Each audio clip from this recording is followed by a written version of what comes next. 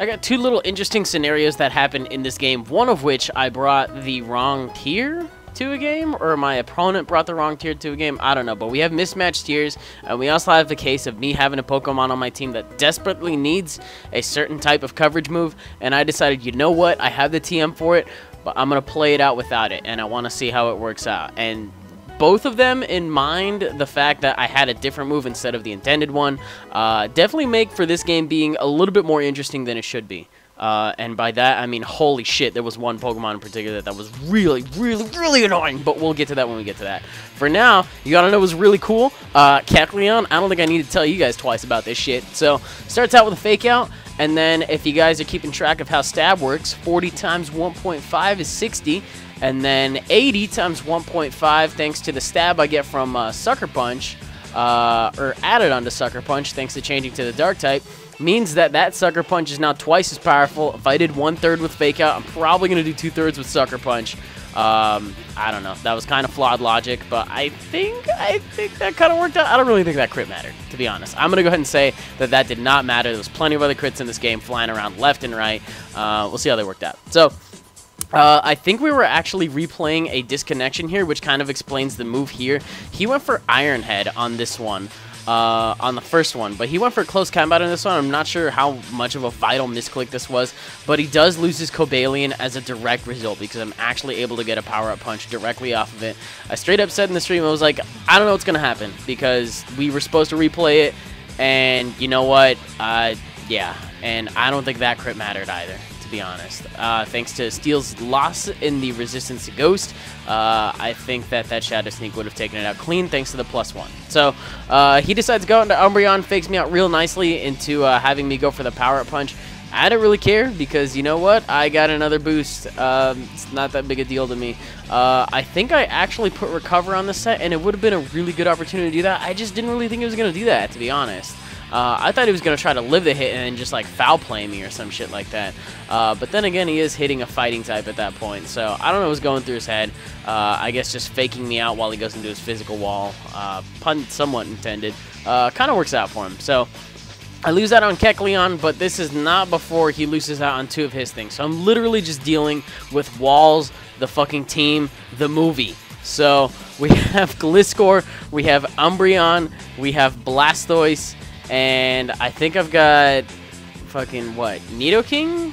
I think that's right. So I have a very, very, very defensive core, and then I have a Nidoking randomly in there to break. I think Nidoking is probably going to be one of the first ones to fall, because as long as Umbreon is the wish supporter going on, and I don't have any fighting moves, this thing will be left standing for a very long time. So it's up to the rest of my team, minus Kecleon, to break the walls, essentially. So I'm not really going to be able to do it, especially since he does still have a spinner left in the form of Blastoise. I'm going to have a little bit of a harder time. There's not really a lot of things on his team that are necessarily weak to Stealth Rock, but I still want to punish for him switching around so much because that's how walls work, you know. So I don't want to stay in against Blastoise, like, at all. I have no intentions of doing that with a Sand Slash unless I have screens up with my Meowstic, but that's a different story for later on in the game. I decided to go into my Assault Vest Vileplume because this thing is actually very bulky. Just stock, you know, just pop some HP into it, and you'd be surprised at the hit that it takes, or the hits that it takes. But you put an Assault Vest on it, and it just takes hits very, very, very nicely. I think this is... Oh, no, not here. Not yet. Just kidding. But I do catch this Umbreon on Switch. I did predict this because Umbreon is an annoying little turd, and I don't have anything to take it out aside from Flareon. But yes, that's right. I did say Flareon. Don't shuffle around in your chair. You'll see. You'll see. Flareon's cool. But I just wanted some really good damage on that Umbreon so Flareon could actually do something. So that's why I went for 2 Dazzling Gleams. I think this Nidoking is probably Life Orb, just based on how much that... I don't know. It could be Scarf too, because I'm slower than it. I don't really know my damage outputs all that well. I haven't been playing for a while. But the other thing to consider is that he actually didn't end up switching moves or anything in the story. He got a crit on that one. I don't think that one mattered either, to be honest. Just based on the roll of the first one, it was all right. And then on top of that, I have Prankster with Meowstic, so I didn't really figure out what item he was. I think I learned later that he was Life Orb or he wasn't Choice Scarf. I might be misremembering a game, but that's okay.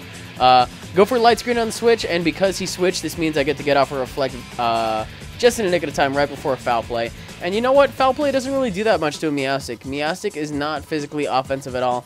I've got Timid going on. I don't have really any good attacking IVs, and it just does, like, barely shy of a 6th, and that's pretty cool. So I'd switch out in my Sandslash now that there's a Reflect and a Light Screen up. Means I can take hits for days, but you know what? Fuck if I have enough damage output to knock out an Umbreon or a Blastoise in one hit. So the uphill struggle still continues, very much so, my friends. So gonna go for a, I think I went for a, no, I doubled here, thinking that he was gonna end up trying to Toxic or something of the sort, and I go into Flareon because this is basically what Flareon does. It either fucking rides or fucking dies, let me tell you. I do have the Toxic Orb on this thing, though, so I'm going to get some Guts Facades off in a little bit, and I figure because I have the screens up, this is my only opportunity I'm going to get to use this thing. Look at how much it does with Mega Blasters. That's half. That's half damage. That's so good. Guts Flareon, and it also got Flare Blitz this generation. Let's keep that in mind, but Flareon's going to punch some serious holes in this man's team. Defensive Gligar gonna come out, you know, that's a thing. Gonna go for a Facade on that thing too. Watch how much that does. Almost, oh, that was a crit. Just kidding. That probably wouldn't have done nearly that much. It still would have done a pretty good chunk. But I do still have, what is it? I have Flame Charge and I have Flare Blitz. I should have just gone for a Flare Blitz right here. I don't know what I was so scared of. But had I gone for a Flare Blitz, look at how much Flame Charge did to that. I would have put some serious damage into this, probably knocked myself out owing to recoil, and then I would have had the Umbreon in a better spot. Instead of just trying to keep up a non-existent sweep because I'm actually going to die to toxic damage, and he kills me with a Protect, essentially, thanks to my own item. So fantastic misplay on my behalf, but hey, you know what? I don't have a lot of practice using Flareon, so you guys are going to have to cut me some slack on that one. Maybe next time. For now, that was a thrilling debut. So, screens are finally starting to wear out. I did get a good chunk into Umbreon, but I'm not going to be able to get any more than that just because of how Wish and Protect works. You know, he wishes, he protects, he gets back half that HP. He's got Foul Play, he's got all that shit. You know what? I don't care about you, Umbreon. Just go away. I don't want to see you anymore. Just get out of here. So, it's very obvious going to Wish Pass. I honestly don't care. I think I ended up going for I went for a Stone Edge on this one just to try to get a crit. You know what? I was crit fishing at that point. I will straight up admit it, but I honestly do not care. Because I'm very frustrated at the fact that I cannot break these 3 walls of my NU things. And I just came very blatantly unprepared for this combination of pokes. So that's fine. It happens, but I'll work with it. So I bring in my Meowstic, and I had to make a very rough decision on that last turn in terms of what to switch into this Mega Blastoise. And I decided, you know what? I'm just going to bring in Meowstic because it's at the most amount of HP. I'll set up a Light Screen, and then everything else can take on Mega Blastoise somewhat decently. So I switch into Mr. Mime right now, hopefully behind a Light Screen, and thanks to my gaining of the Fairy typing, Dark Pulse won't be doing that much. I honestly think he should have gone for a Water Pulse because it would have done a little bit more damage. But I don't know. I don't know. Or maybe Water Pulse is less base power. I don't remember. If they're the same, then okay, whatever. Still neutral. Magical Leaf does not do that much, and it's around this point in the game where I'm severely regretting the fact that I do not have Dazzling Gleam on my Mr. Mime, because holy shit, that would be the nail in the coffin for this Umbreon. I really wish Mr. Mime got Draining Kiss as well. That would actually be really nice for sustaining it, in terms of getting some HP back off of the Life Orb, as well as getting a nice little Technician move to work with. It's not priority, not that I remember. I really don't think it is. Am I this out of touch with the game? I guess I am. That's what I get for that. But Blastoise is going to switch in on the attempted Wish Pass. I say no, and I get my crit now. I was not fishing for it then, but I will take it because fuck Umbreon and fuck Wish Passing. I'm so done with this thing. The thing I did forget about, though, is my Light Screen is up. I was fully expecting to die and then just going out to Mr. Mime. But, hey, you know what? I can work with it. Because, yeah, I live the Ice Beam, and I'm actually able to knock it out with an Earthquake. I don't have to worry about freezing because of sheer force. And things are looking fantastic for Sandslash right now.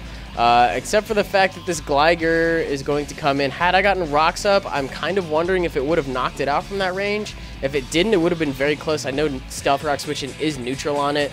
So just one of those tongue-in-cheek moments where I was like, could I have gotten an opportunity to set up Rock somewhere along the way? And I don't think I really had it in my team comp to play aggressive enough to get Rocks on the field one more time. Outside of right now, which is a little bit too late. But hey, you know what? I still want chip damage on the Umbreon when it comes in because every little bit is going to help. I think right here I forgot to speed this up, but I think this is him... I think this is him stalling me out / faking me out. Did I go for Stone Edge on this one? I did. So I predicted him not to roost. While that's wonderful and everything, it's still going to suck. So I'm still toxic. I want to safe switch into Mime. Right here is what I want. Because I can just knock it out with an Icy Wind and I can just go from there.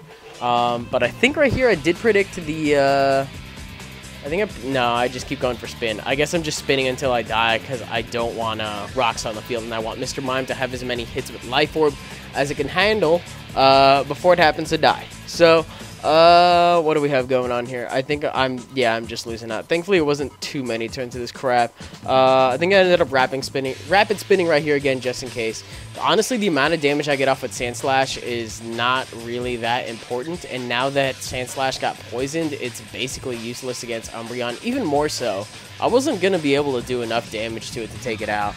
But it's at this point where I realize I've essentially pretty much lost the game. I'm going to see how the rest of it plays out, but I get an Icy Wind off on the Gligar, and I'm on a timer in terms of how much health I have, how many hits I can get off with Mr. Mime. It all comes down to whether or not I can do this much damage with any single one of my attacks, and let me tell you, well, I mean, after the protect, but he's got leftovers and stuff like that, so that's why he's going for that.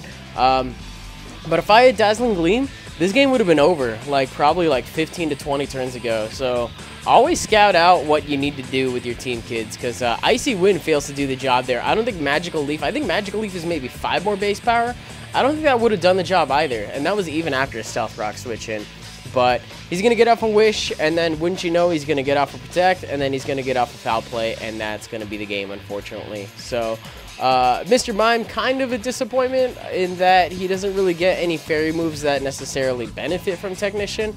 And he only gets Dazzling Gleam by TM. He gets no fairy moves on level up. That's, or any useful ones, I'm kind of thinking. He doesn't get Moonblast or anything cool like that. He just gets Dazzling Gleam, which is 80, I think. Let me see. Did I kill off everything else except for this stupid thing? Let me see. So Darmanitan was gone turn 2. Cobalion was gone shortly after. I took out Gligar right before Umbreon. I took out Blastoise with the Earthquake, and then I took out Nidoking with another Earthquake. So wow, Sandslash put in a decent chunk of work. Got some good screen time, although unfortunately I wanted to make the game about Mr. Mime and Flareon didn't really do that much, and Mr. Mime was just a huge disappointment with its lack of Dazzling Gleam. So anyways, that was the game. I hope you guys enjoyed it. Otherwise, I think it was a 1-0 in his favor. So hey, you know what? It was fun. I definitely still had an enjoyable time otherwise. If you guys did too, you can definitely leave a like rating. Comment, subscribe, do your thing. That should do it for me for this upload. I will actually find myself with a lot more time to upload in the next couple of days. So I'll see what I can do about that. Possibly streaming, possibly doing all that fun stuff. But yeah, I'll catch you guys on the next one. Goodbye.